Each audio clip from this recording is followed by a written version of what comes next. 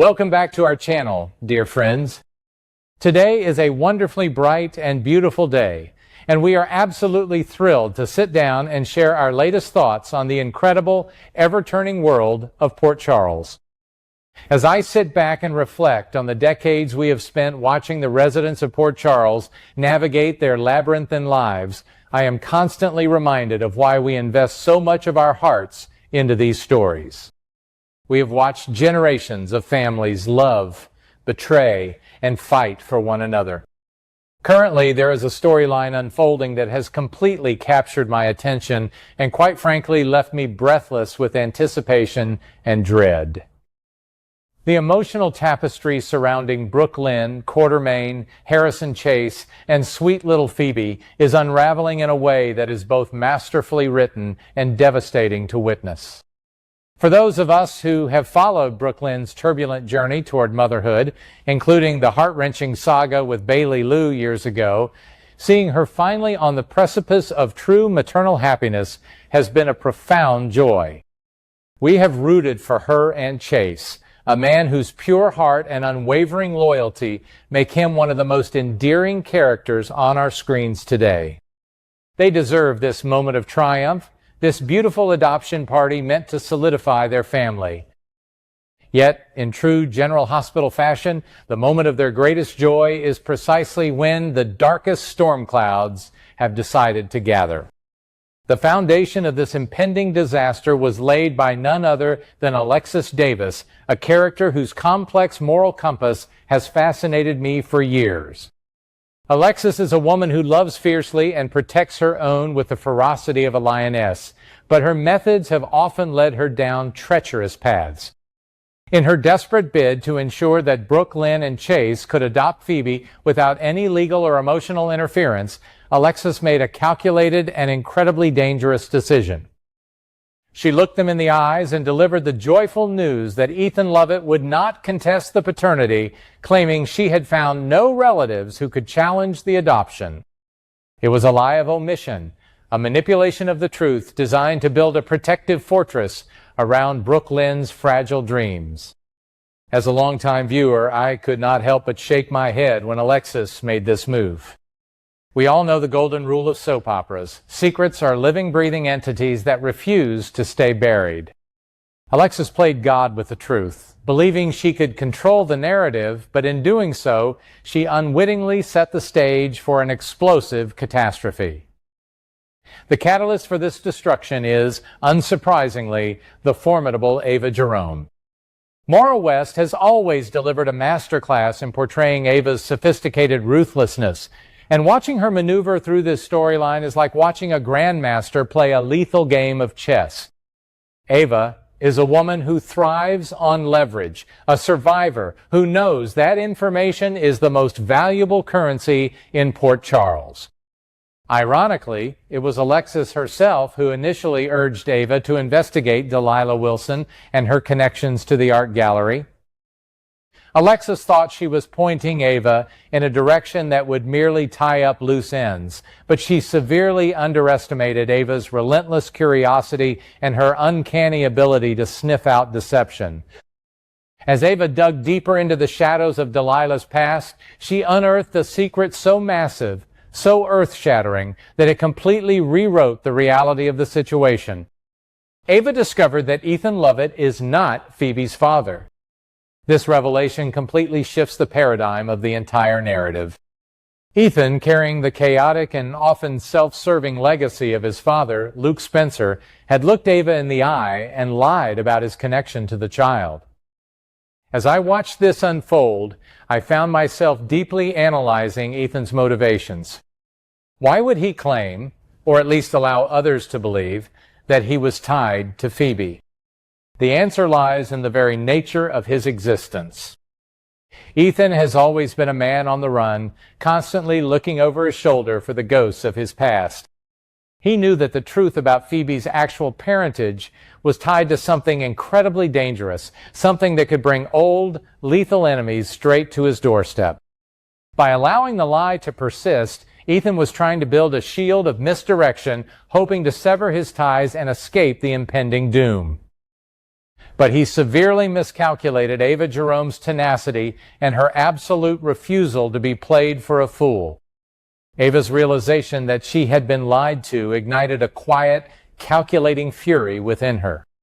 She possesses a unique psychological makeup. She does not just want to expose a lie, she wants to weaponize it for maximum collateral damage. Ava could have confronted Ethan privately, or she could have gone to Alexis to demand answers.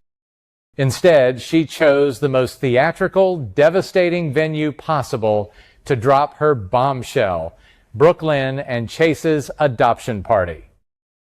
As a viewer, knowing what Ava was planning while watching the Quartermaine mansion being decorated for a celebration of love filled me with an intense, agonizing sense of dread.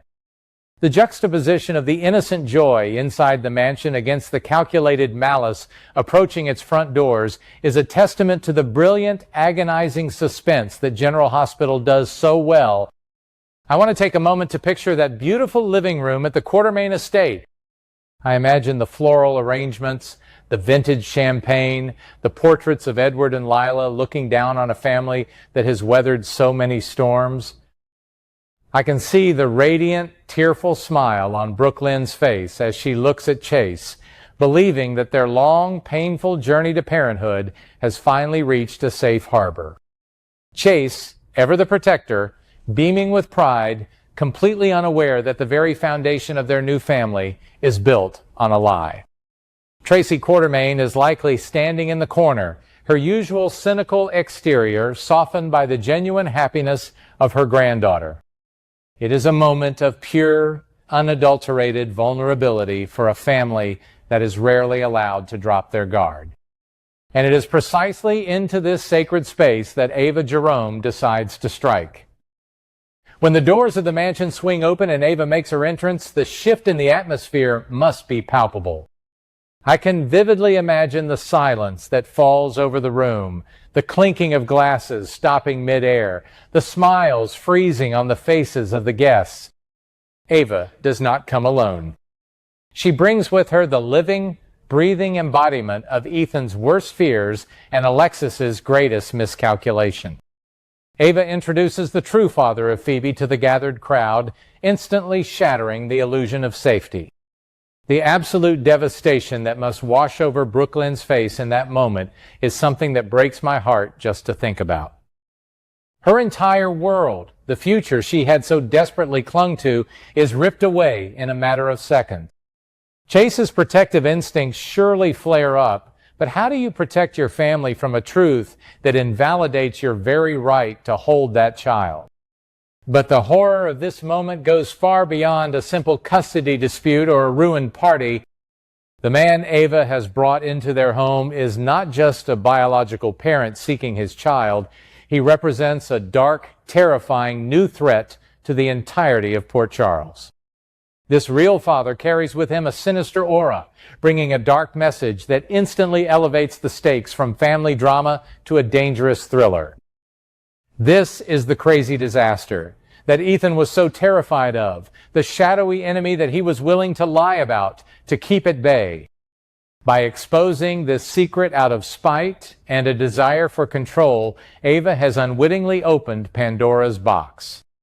She has invited a lethal element into the heart of the city, endangering not only Brooklyn and Chase, but everyone connected to them. The chilling realization that this man's arrival is a harbinger of violence and chaos completely changes the landscape of the show. This is where the narrative takes a fascinating and aggressive turn, focusing heavily on Alexis Davis. When the shock waves of the ruined party begin to settle, Alexis is faced with the catastrophic consequences of her own deception. A lesser character might crumble under the weight of the guilt, realizing that her lie is what allowed this vulnerability to exist in the first place. But Alexis is a fighter. The veteran litigator, the fierce mother who has battled mobsters, serial killers, and corrupt politicians, awakens with a terrifying resolve. Alexis immediately shifts from defensive maneuvering to an all-out offensive assault.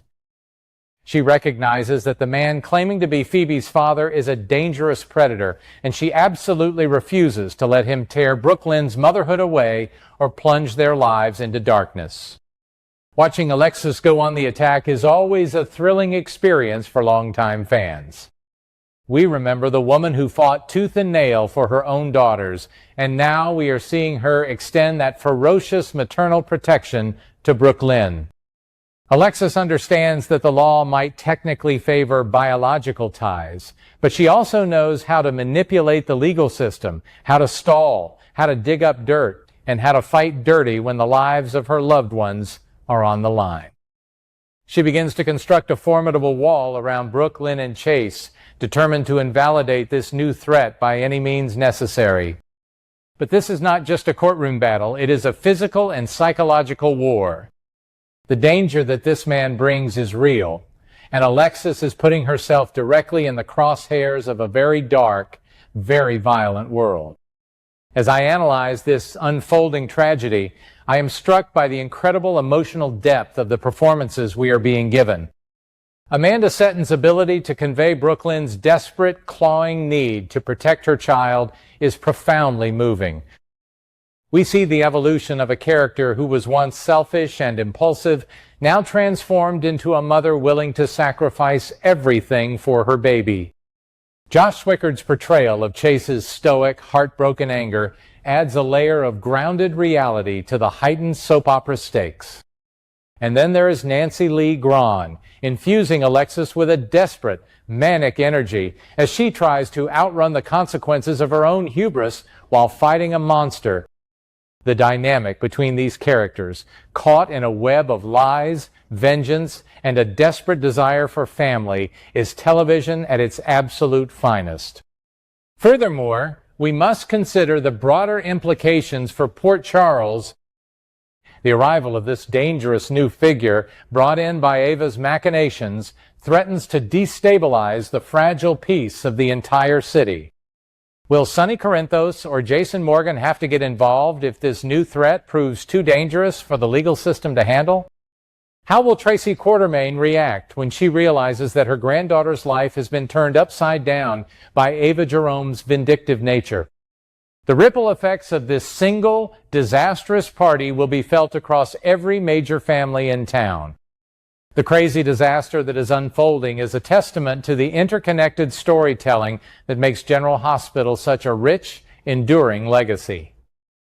As an older viewer who has lived through the Ice Princess era, the mob wars, and countless family feuds, I find myself deeply invested in the psychological warfare of this current arc. It forces us to ask difficult questions about morality and parenthood. Was Alexis wrong to lie if her intention was to protect an innocent child from a dark legacy? Is Ava justified in exposing the truth, even if her motivations were rooted in spite and a desire for dominance? And most importantly, what makes a parent? Is it the blood in your veins, or is it the love, the sleepless nights, and the fierce, unconditional devotion that Brooke Lynn and Chase have poured into Phoebe? These are the profound, emotional questions that keep us tuning in day after day, year after year.